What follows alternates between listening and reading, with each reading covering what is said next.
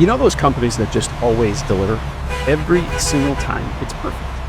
Well, that's not luck. It's by design. And the design, the blueprint they're often using is something called ISO 9001. So today we're going to pull back the curtain and see exactly how it all works, its origins, and how to reframe it so it's a way of thinking and not just doing. So here's what we'll cover. We'll start with the whole idea of the quest for quality. Then we'll get into the 7 guiding principles, kind of the soul of the system. After that, we'll see how it all clicks together as a system of processes. Look at the engine that drives improvement and wrap up with one big one. Why all and any of this actually matters. So let's just ask it straight up. How do they do it? How does a company make sure that the product you get today is just as good as it was last year? It's not magic, right? It's a system. And that's exactly what ISO 9000 is all about. It's the answer to that very question. Okay, let's jump right in. For those who don't know me, my name is Mike. Some refer to me as my quality guy. Let's get started. Section 1, the quest for quality. We're going to look at the tool, the framework that organizations use to build that rock-solid consistency from the ground up. And here it is. This, my friends, is the document itself. ISO 9001:2015. It comes from the International Organization for Standardization.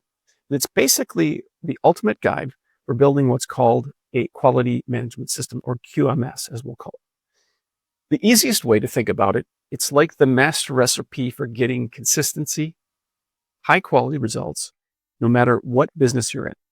So what even is a quality management system? The standard calls it a strategic decision.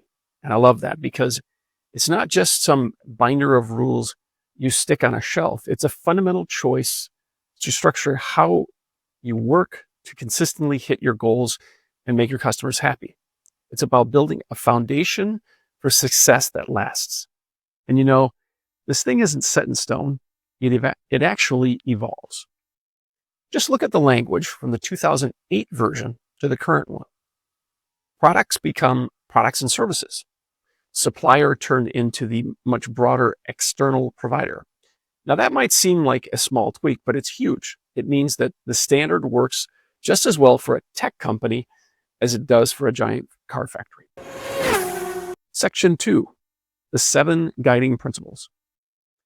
But look, a system is just a bunch of rules without a philosophy, right? That's where the next part comes in. Section 2, the 7 guiding principles. This is the why, the core belief system that makes the whole thing tick. And you know what's crazy? This whole massive framework, it really just boils down to 7 core ideas. That's it. And they're not some super complex regulations. They're simple, powerful principles that just work. Okay, so here they are. First and foremost, customer focused. Everything starts and ends with them. You need strong leadership to steer the ship and real engagement of people. Everyone's got to be in on it. The work itself gets done through a process approach, which we'll talk more about. That process is always being tweaked through improvement. And don't just guess what to improve. You're using an evidence-based system of decision-making. And none of this works in a vacuum. So you need good relationship management with your partners. See how they're all connected? It's a beautiful system. Section 3, a system of processes. You know that process approach thing we just mentioned? It's so critical and gets its own section. So welcome to section 3, a system of processes. This is where we go from the big ideas to the nitty-gritty of how it actually works and gets done. It's about stopping to see individual tasks and starting to see one big interconnected machine. The standard itself says it best here. It's when you start understanding and managing interrelated processes as a system that you really start to see the difference. Think about it. It's not just in doing one task well. It's the handoff from one task to the next. That's where you find the real power. And this is how they break down. Any single process can be mapped out just like this. Let's use ordering a pizza, because who doesn't love pizza? The source is your empty stomach, which leads to the input, you placing an order. The activity, the fun part, the kitchen making your pizza. The output, of course, is that beautiful hot pizza. And the receiver of that output, that's you. Every single thing a business does can be broken down this way. It's genius in its simplicity. Section 4, the cycle of improvement. Okay, so you've got your processes all mapped out, great. And how do you make sure they get better? How do you keep the system from keep getting old and stale? Well, that's where the engine comes in. Section 4, the cycle of improvement. And this right here is that engine. It's called the PDCA cycle. Plan, do, check, act. It is such a simple but unbelievably powerful concept for continuous improvement. In fact, it's so important that the main clauses of the ISO 9001 standard are literally built around this cycle. So it all starts with a plan. This is the thinking phase. You're setting your objectives, figuring out what the customer actually wants, and mapping out all the steps and resources you'll need to get there. It's the blueprint for the blueprint. Then, pretty straightforward. You take that plan and make it happen. You execute.